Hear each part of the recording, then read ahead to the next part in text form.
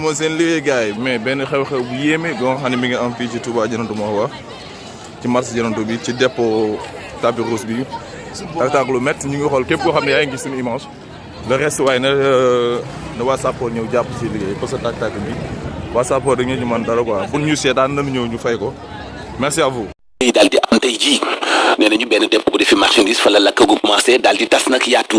sapeur pompier ñi nga fa jamono ji demee di ko fay Abdoulaye Diagne suñu ndaw la ñu fa teewal dana ci dellu soit ak ñun incha allah. Mahwa mu tàmbali ci juróom-ñeenti waxtu ci suba bi mu jotee société bi tapis rouge fi mu daan denc ay matériel am moo jàpp lakk ba jeex tàkk toll ci ab barab bu mu daan defaree ay meuble safara si yemul foofu rek ndax yóbbaale na ñaari kër yu taqaloo woon nag atelier boobule doon lu mit lool yàqu-yàqu yi fuñ ko natt weesu na ko waaye li waral lakk googule ba tey kenn xamagu ko ab l'enquête ubbi nañ ko ci ngir xam dëgg-dëgg lan moo waral lu ni mel jamono yooyu le waa sapeur pompier di xeex ak safara si mu nekk beneen lakk bu ñu nemmeeku ci sunu marché yi loolu nag di samp ab laaj ci taxawaayu protection civile ci wetu askan wi. doo daal di koy fay bakkan nag desu ci waaye daal lu ci yàqu bari na lool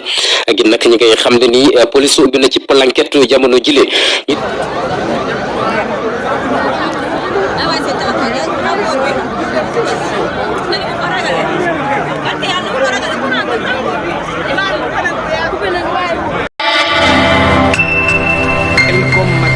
def leen ko seen moomeelu bopp bu leen fàtte abonné ci chaîne bi def ko seen yitte bës cloche de notification bi ngir jot yeneen vidéo yi gën a taaru